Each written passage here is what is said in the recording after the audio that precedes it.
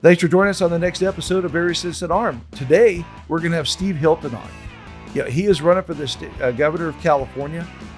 Great guy, great conversation. Learned a lot about him, learned about what his plans are for California. I think a lot of you are going to really like what he has to say. I was real impressed with him. I've watched him for years on Fox. I've been real happy with what he has to say.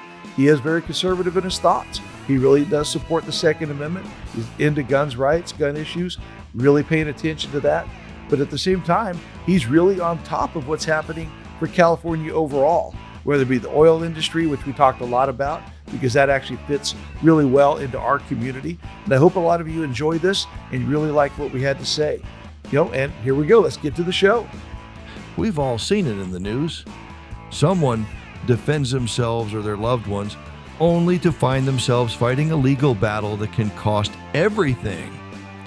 Mortgage payments, retirement savings, even their kids' college funds, gone, just to prove they did nothing wrong. That's why Firearms Legal Protection, the official sponsor of Every Citizen Armed, exists. For as little as 33 cents a day, FLP gives you unlimited legal defense for criminal and civil cases. No caps, no hidden fees, no surprise bills. If you have to defend yourself, FLP will handle the legal battle so you can focus on what matters: your family, your future, your freedom. We insure our homes, cars, and health. Why wouldn't we protect ourselves legally when it matters most? Go to firearmslegal.com, choose your plan, and use promo code ECA at checkout for exclusive pricing. No setup fee and a locked-in lifetime rate. Protect yourself today, and Firearms Legal Protection will have your back when it matters most. Every Citizen Armed ensures that every American patriot is prepped with knowledge, perspective, and firepower. He counted on America to be passive. He counted wrong. Ask not what your country can do for you. Ask what you can do for your country. Appreciate you taking the time to come on with us today. Of course, it's a pleasure. Now, I've seen you all up and down the state running around and meeting everybody. I think that's outstanding. Fantastic. Thank you. You bet. I'll tell you, what really caught my eye was the other day when you were in Kern County, where we're at, obviously, and you brought up the oil industry. Oh, yes. And looking at what we really need there. But obviously with our podcast, it's called Every Citizen Armed. Yes. So you can kind of figure out who our listeners are by looking at that. So, and I'm curious, a lot of folks don't, they've seen you on Fox, they've seen you around. How would you like to introduce yourself a little bit to the folks that don't know you? Well, first of all, I just want to say, I think two things about my voice. First of all, I'm a little croaky. I've been on the road a lot. I guess I've been yelling at the Democrats too much. So there's that. It's all good, but I apologize for that. I'm also going to say, don't worry about my accent. I'm still working on that. I was born and raised in the UK, but I'm a proud American. So no worries on that front. I moved here with my wife and my sons in 2012. They were little boys then, now they're teenagers, and became a citizen in 2021. So proud to be an American, proud to be a Californian. I do want to say one other thing, which is that my parents were actually, really my roots are in Hungary. My parents are Hungarian, and they fled communism in Hungary, and that's why I ended up in England. So as you can tell from that, I'm a very strong believer in freedom, having actually experienced the exact opposite in a communist regime. And I guess, as we all are now, experiencing in California. Well, that's why we're pretty excited to see you running, because that's, especially with that background, actually, we often refer to California as the People's Republic of California. Yes. So maybe you could help prevent that. That's the plan. Get us back to normal. So, one of the big questions when we ask our listeners what we'd like them to ask, we will start off with some gun laws, if that's okay. Of course, yeah. And, it's unfortunately, our governor now has made it very hard for a lot of folks to be able to defend themselves and defend their families. So in what way do you look at that? You're gonna kind of jump into a rough setting up there. You're kind of outnumbered when it comes down to it in our state government. How can you help us when it comes to that? Well, first of all, I just wanted to say how strongly I support the Second Amendment and how much I agree with not just the specific policies and all of that, of course, and I'd love to hear more about what would be the most helpful changes that we need to make. But I just want to talk about the idea, actually, because it's interesting, just coming from the UK, of course, there's a lot of ignorance about gun laws and gun culture in England. So I made a real effort to learn and to understand. And I think it's deeper than just your rights and the Second Amendment and all that kind of stuff as an American. But I think that, the two parts to it that are so deeply important, of what you just touched on, one, that idea that you in the end are responsible, and it's your responsibility, and you have the right and the responsibility to defend yourself, your property, your family, everything that matters and is close to you. That's a beautiful thing about America. And the thing that other people in other countries don't understand is not just the beauty of that idea of self-reliance, that you're not going to just look to the government to protect what's most precious, but you stand up and do it yourself. There's that beautiful idea, but there's also the practicality. I mean, I was up with the sheriff in, I don't know, Sonoma County, just to pick an example, just the other week, and he was very proud of his response time for his call center. I remember the numbers because it was very striking. He said 99.3% of the calls are answered within 3 seconds. I said, well, that's amazing. He said, yeah, we work hard on that. He said, yeah, but the actual response time to get an officer out there, if it's something out on the coast, that's like an hour. Yes. And this is what people don't understand. This is a big country.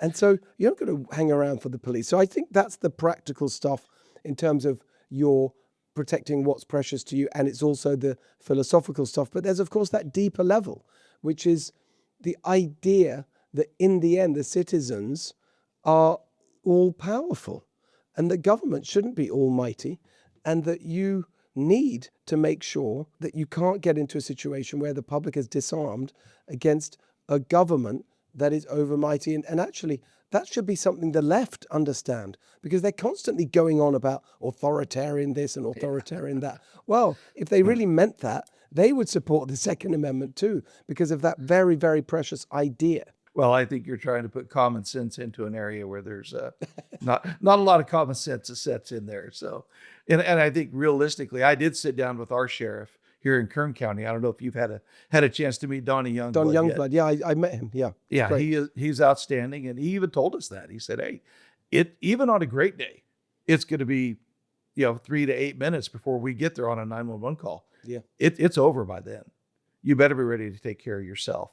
And he definitely recommends that. So one of the things that's really been a problem here, obviously, is going to be the border. And that is a big issue that you're kind of jumping right into. And, great to have somebody who lives in California, understands this. And I think you really grab it and understand what's going to happen. What areas with that? I think it actually ties into our homeless issue. All of these things kind of work together when you think about it. But as a governor, what can you do to help with the border? I mean, I see what President Trump's doing. He's helped a bunch. But is there a way you could help with that, and then also with the sanctuary cities? Well, that's the most important. Now that we have a president who actually not just believes in our laws and upholding them, but acts upon it, and has put the full force of the federal government behind the border enforcement that should have been there all along, that Americans expect. He really has slowed the flood to a trickle, and that's incredibly important and incredibly helpful to us. I mean, I would want to. I mean, you can just be assured, and the administration can be assured. When I'm the governor, there'll be just full cooperation with all federal authorities in relation to border control and immigration enforcement, because that's our duty. It's federal policy, and so the number one thing is cooperate fully with the federal government in this area. But when you talk about sanctuary policy, I mean, it's just obscene, honestly, that you have these Democrats, posing on this issue and say, oh, we're so, ethical and whatever and compassionate. What are you talking about? You are actually releasing, effectively, the most violent and dangerous criminals into communities to cause mayhem and crime and injury and death. And I mean, it's just unbelievable. And yet they try and make out that this is something positive and noble. It's absolutely outrageous. So you've got a number of problems. You've got the original sanctuary state law, SB 54, which was passed in 2017, the first Trump administration, in response to that by Democrats. And then on top of that, you've got individual cities layering on the insanity. I mean, the most egregious is San Diego. I was down in San Diego the other week, and I couldn't believe what they're doing down there in terms of not just going even further in terms of blocking cooperation with ICE, and even further in terms of protecting violent criminals instead of the community. They're also, to add insult to injury, as it were, they're taking money from San Diego taxpayers to pay the legal expenses of illegal immigrants on deportation notices. And there's just no justification for any of that. And San Diego taxpayers are paying for it. I mean, all of that has to end. It is just unacceptable.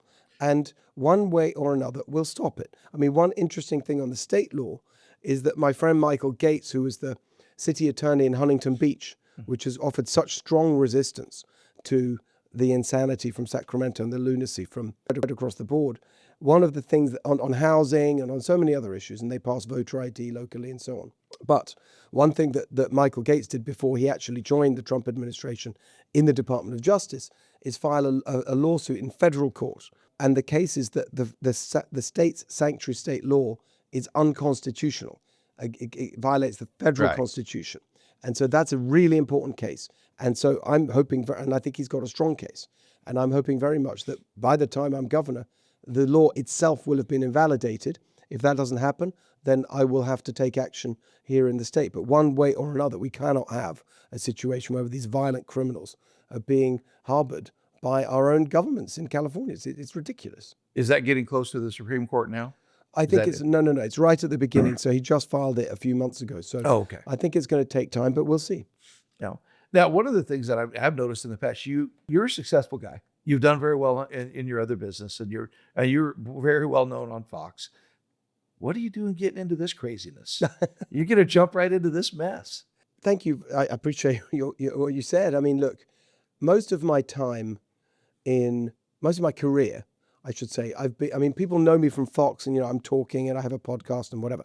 But most of my career, I've been in the private sector. I've started companies and run businesses, or most recently, before moving here, I worked in the government. I worked for David Cameron when he was the Prime Minister.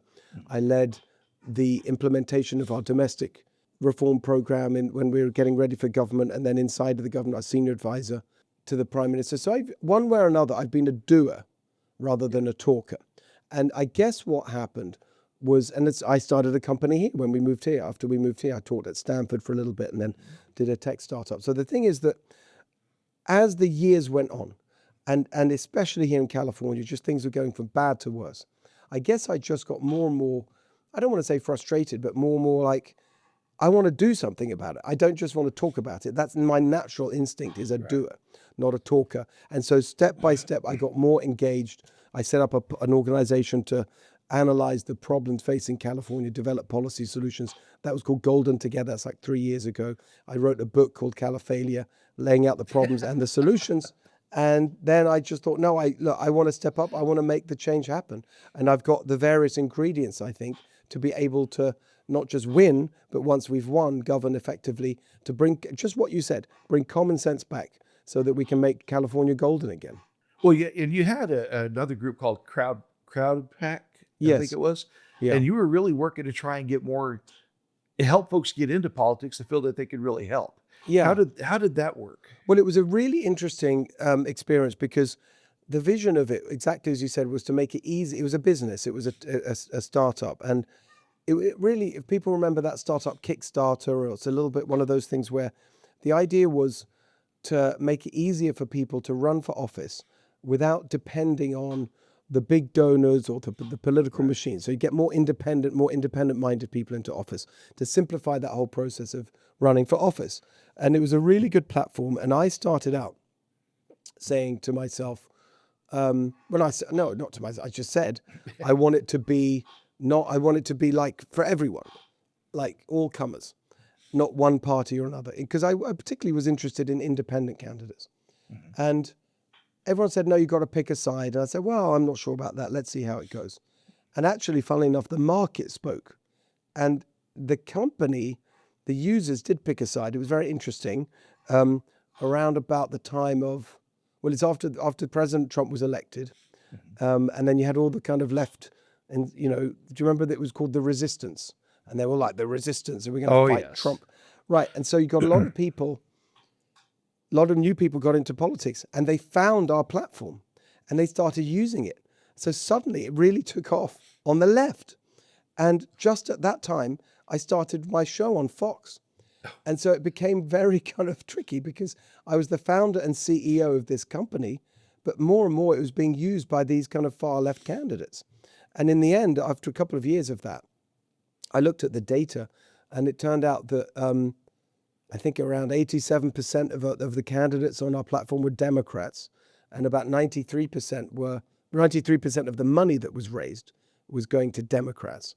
And I just thought, well, this makes no sense, you know, for either of us. For the company, it basically has become a Democrat platform. So you might as well say that publicly and be that, and then you'll do better as a business. But I can't possibly have anything to do with that. So we made the change, I resigned, and that was that.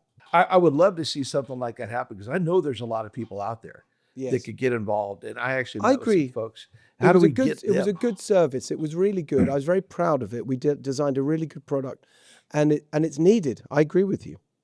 Yeah, I was talking with one of the groups here, and they said, well, if they don't come in with the money, if they don't come in with that, I said, but you're not getting the best candidate necessarily.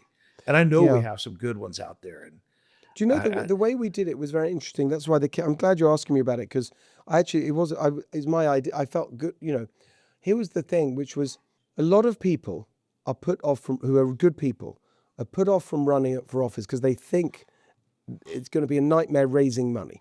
And so that's what puts them off. But actually, they've got bigger networks than they think. And you never know where you're going to get money. And it shouldn't be a barrier. And so we created this thing, which was allowing people to test the waters. So you could create a page, just like a fundraising page, and you could say, here, my name's Jim, and I'm running for city council or whatever.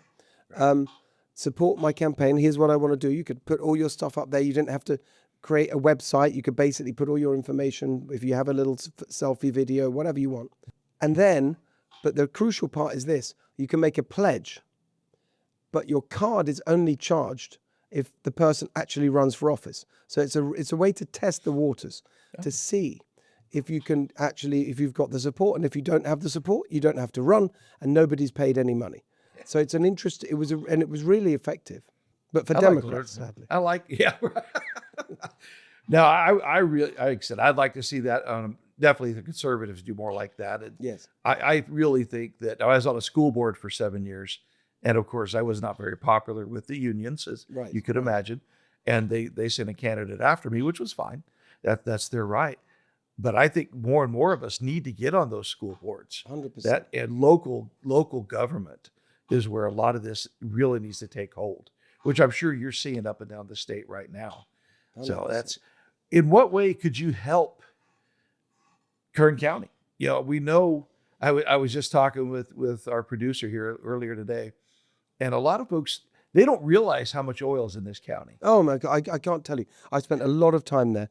I was there just now in the campaign, but I've been there for years because, as I said, I've been learning about the issues. I always have these twin emotions, and it's very strong, especially when I'm in the county, but everywhere in California, when you see what these people are doing. Number one, it's heartbreaking to see the cruelty and the suffering and the pain that's caused by these stupid policies. But it's also infuriating. And in a way, that's what makes me keep going, because we can't put up with this. And so you look at the insanity of their policy on fossil fuels. They think they're doing this war on fossil fuels, climate change, blah, blah, blah. They're not. Like, we're basically using the same amount, roughly, as we ever were.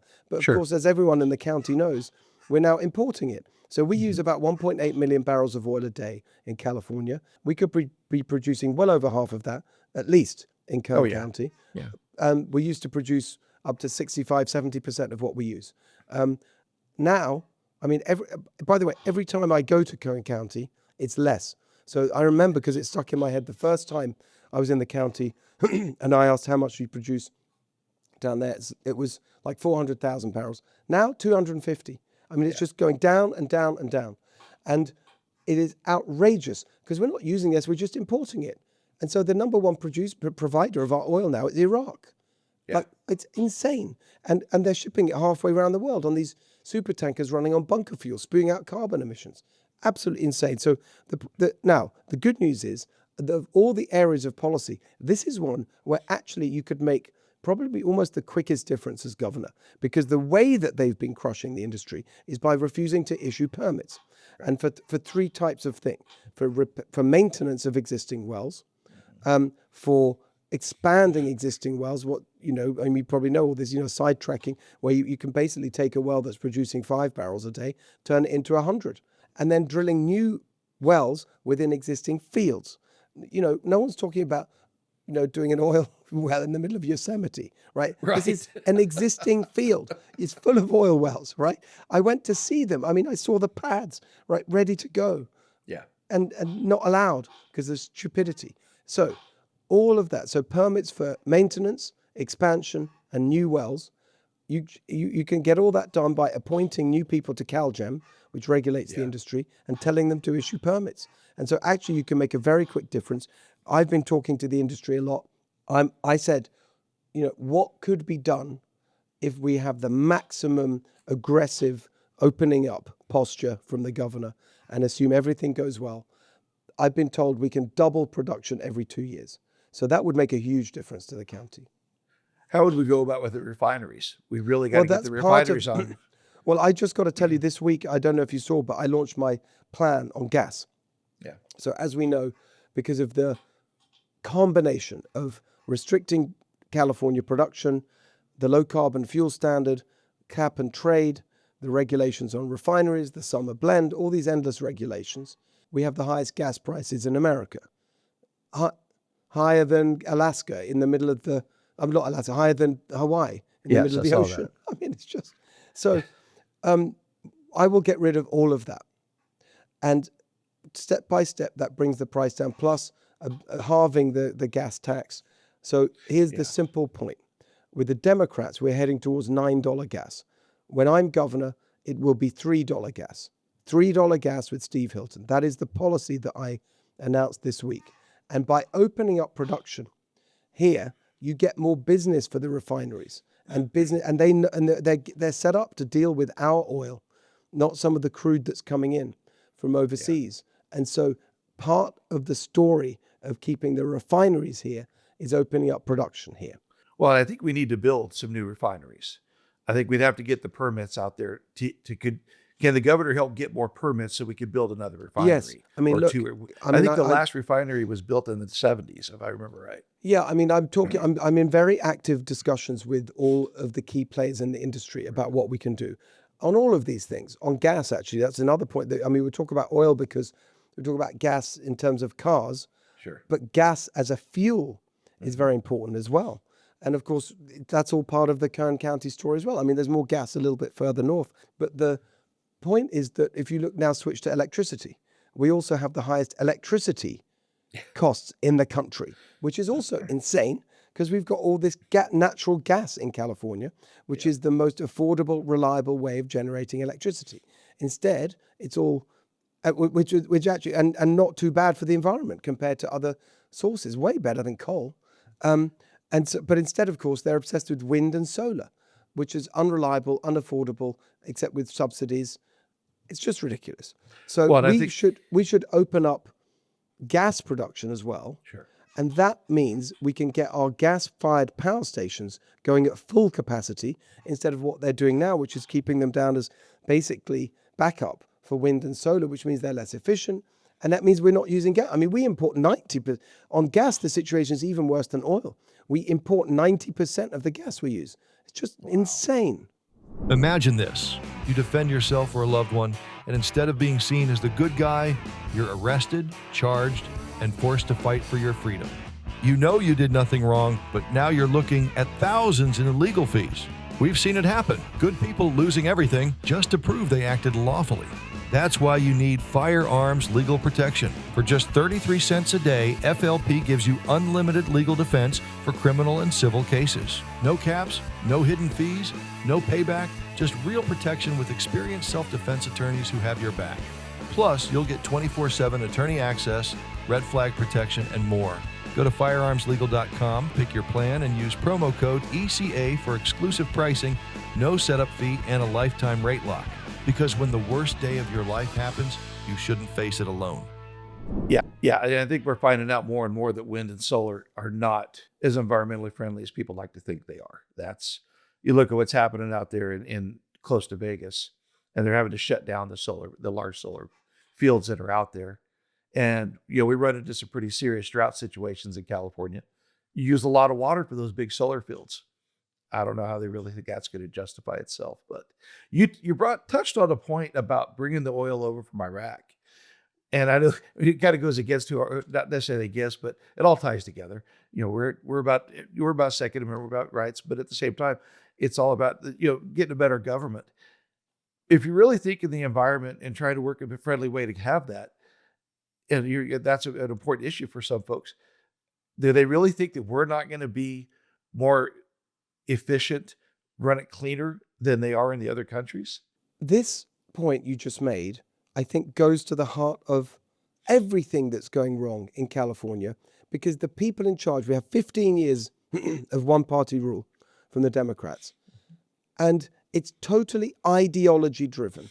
It's not practical. It's not about helping people. It's about pushing forward their ideological agenda, and they don't care what the practical consequences are. So with something like this, it's like, well, we're waging war on fossil fuels. They kind of they tell themselves that, like, kind of, oh, aren't we, great climate warriors? And they don't even think about the fact that it's coming from Iran. They don't even know. They just think that they're doing a good job. They don't care, because they don't actually care about the practical consequences of their policies. That's why, and you see that in every area. You look at their insane ideologies when you get to the school system, and we have the worst results now in the country of fourth grade on the endless expansion of this bloated nanny state bureaucratic government and the taxes that people pay. I mean, everything is such a struggle in California because everything is made so expensive.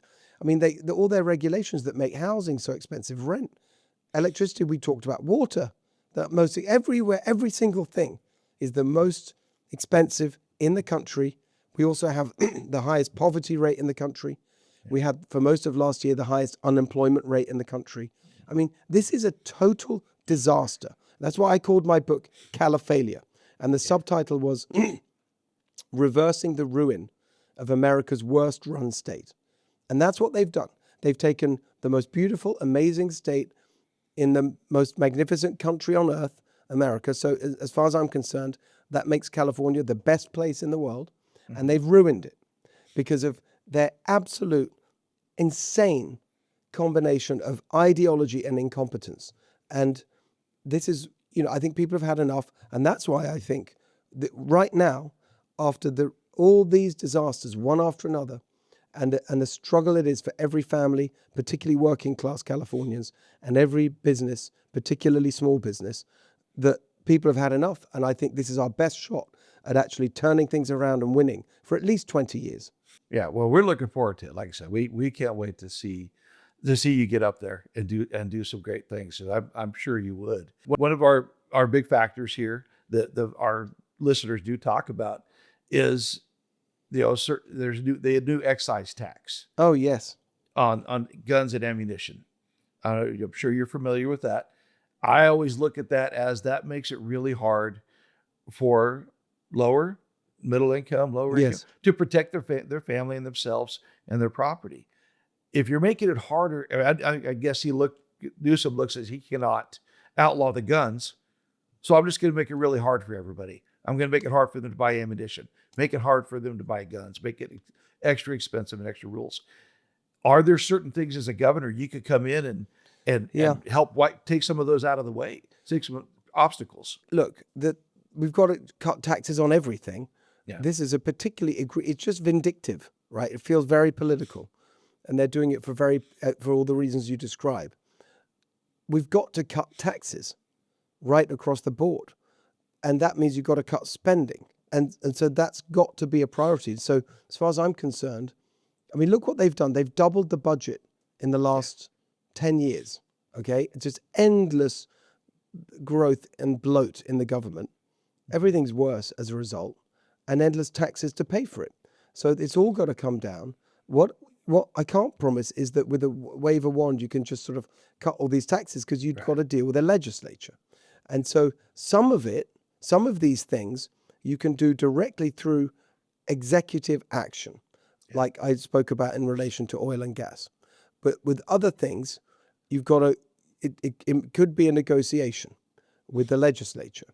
And so I'll need to take a look at all of that and go through very specifically what we can do on each individual area. But broadly, my argument is all these taxes have to be reduced. And at least not increase. I mean, my tax plan is very simple. If your first 100,000 of income, tax-free, no state income tax. Over 100,000, flat tax of 7.5%. Because we've got to get, people are struggling to survive. I mean, it's so tough to afford basics. And that's to me an emergency. And so the governor, as Newsom showed, when he shut everything down, shut down businesses and schools and churches, when he did all that, he's got a lot of power. And so I will use my power as governor to the maximum extent possible, including on these really unfair taxes like this one on the one you're describing. Yeah, it seems like he just threw that on there. I don't think that would even went through the legislature, if I remember right. Well, that's good news. I guess then, it did. I guess it did. But I think there is a way that hopefully, as a governor, you could help with. Well, that. I'm going to be, I'm as aggressive as I can be to cut spending, cut taxes, get everything back in line with common sense. That's pretty much all we can ask for right there. And we'll, if you don't mind, we'll talk a little bit about immigration, because please, you did it the right way. You came over legally. You spent the time. I mean, what'd you say? You came over 2012, legalized citizen. Became a citizen in 21. You went. It was a large process. Yes, a long process, and I'm all for anybody that wants to come over illegally and do it the right way. How could we streamline that, but make it more efficient and more cost efficient for the folks that do want to come over legally? Well, this is the point that makes me so angry. And actually, what's really interesting is that the people who are most offended by what's going on, and has been going on, well, not now, but like was going on, particularly with Biden, legal immigrants. So I was all over the state. I was in East Los Angeles, very working class Latino area a couple of weeks ago, meeting in a Mexican coffee shop. All those people are like you described, and actually many spent longer than I did with my family, and in a tougher way. And they would, and it's annoying, it's bureaucratic. I mean, I hate bureaucracy. And, you have to sort of go along to the office it's just annoying. And, you go there and you've got the wrong paperwork, and you've got to come back, and, etc. Right? So all these, and then you're saving and saving, and trying to make it in America, and paying your taxes and doing everything right. And then you've got people just walk across the border and get everything on a plate, benefits, whatever, welfare. It's houses, cell phones. I mean, just a list of things. And the people who know this list of free stuff that you get as an illegal immigrant the most are the legal immigrants in working class communities who see that, and they are so offended by it. In Chinatown, just the other day, in San Francisco, same story. I was talking to some Chinese Americans there. They'd all say either they were they were born here, or they came here with their parents, or become citizens themselves. All of them Americans, proud Americans, proud to be American. And I said, what's the big issue in your community? And they said, this free healthcare for illegal immigrants. It's outrageous, right? This is from legal immigrants saying it. They are the most offended by all of this. And so they did it right. Outrageous. It's just unacceptable. It's unfair, and we shouldn't accept it for a second. So, and what's unbelievable is Newsom, he was saying, I mean, he kind of got the message, because he wanted people to think that he was reining that in. So in his budget announcement recently, he said, we're doing something to, narrow the eligibility for free Medicaid for illegal immigrants. full Medicaid for illegal immigrants. But that was BS. He actually, if you look at the numbers, which I did, I went through the budget. He increased spending on it from this year to next, 9.5 billion to 12.1 billion. It's got, all of that has to stop. All of it. It's absolutely unacceptable. I think anybody that really pays attention to what he's saying will hopefully know that he's not telling the truth. And all we see is him moving, trying to make his appearance go to the center a little more so he could run for in 2028. Just like on biological men and girls sports, just the same. He said whatever it was to Charlie Kirk, and then he said, oh, it's deeply unfair. And he's done absolutely nothing about it. I was so happy to see you come out on that. And that was one of the topics I wanted to bring up, because I have 2 daughters, and watch what they would have to go through. Now, luckily they're older, they're out of it now, but these young girls should not have to deal with this. It's unbelievable. I mean, I'm sorry, I'm going to be a little bit graphic, but it's not obviously the high profile stuff that gets in the news, because you see these, sporting events happen, just as we saw last weekend at the track and field finals in Clovis in Fresno County. I went there to make my announcement about what I would do about it, but I just wanted to take a few steps back to stop it, because it's participation in sports, but it's also scholarships being taken away and going to people who taking opportunity away from girls. And in a way, the one that I just cannot believe the left are still defending is biological men and girls locker rooms. I mean, what are you talking about? Do you remember that story? It really, really stuck in my mind. I can still picture it. It was maybe a month ago now, and it was a teenage girl. It was on the Central Coast, San Luis Obispo, something like that. Yeah. And this girl went before the school board, and she was telling her story. She was in the locker room in her school with some friends, and a biological male, the teenage guy, male, came in and changing, as she put it. I remember with her, she went naked, totally intact, naked. And she complained about it, and she was the one that was punished. And then she went to the school board, and she was silenced for bringing it up. And you think, what is this? It's like a few years ago, we'd have thought that's a crime. You could go do that on the pier in Pismo Beach, and you'd go to jail. Exactly. So why is that not illegal there? 100%. And so it must be. And so that's what the announcement I made. And here's the point. So Gavin Newsom said to Charlie Kirk, yes, it's deeply unfair.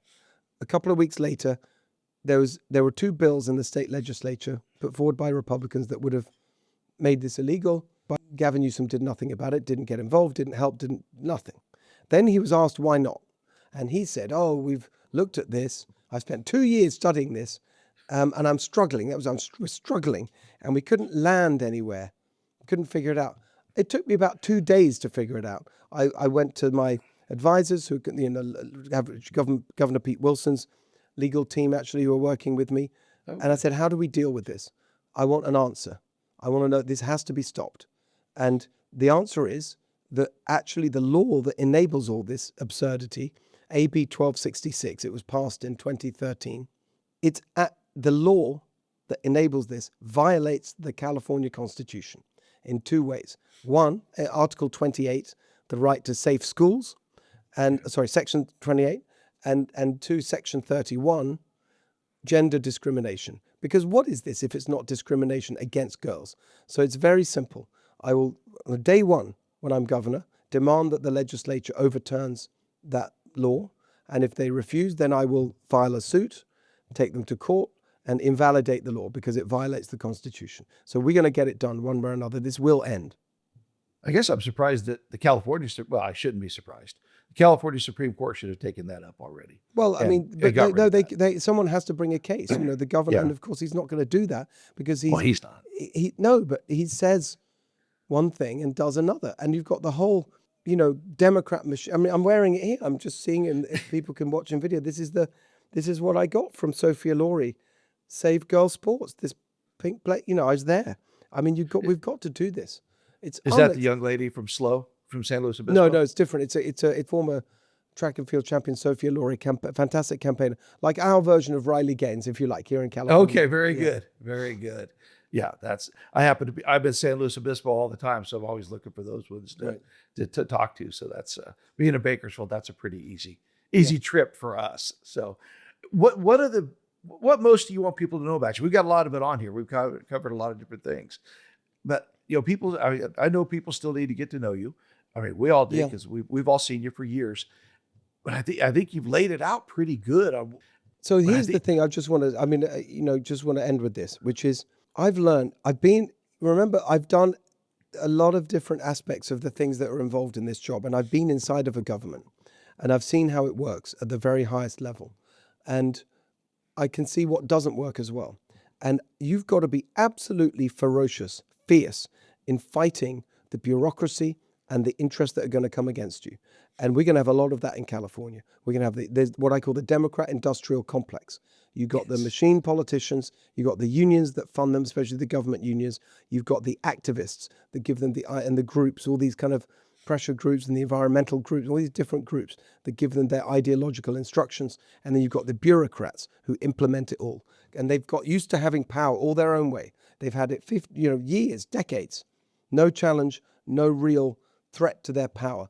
So I know that to take all that on, you've got to be ferocious. And you people who know me, I mean, I was the first one to speak out against the lockdowns. March 2020, nobody else was doing it then. I was the first one to tell the truth about Fauci and the gain of function research and how the virus originated there. For all that, I was called all sorts of names, but I stuck to it and I was proven right. And there's a whole bunch of other issues like that, years before anyone else was talking about it. By the way, apart from President Trump, who was very much early on this, on China, right? Back in the day, I said we had to decouple from China. Even dumb things like kids and phones and whatever. So on issue after issue, I've been out there telling the truth, leading, and making sure that people understand the truth. And you got to have that courage, that conviction.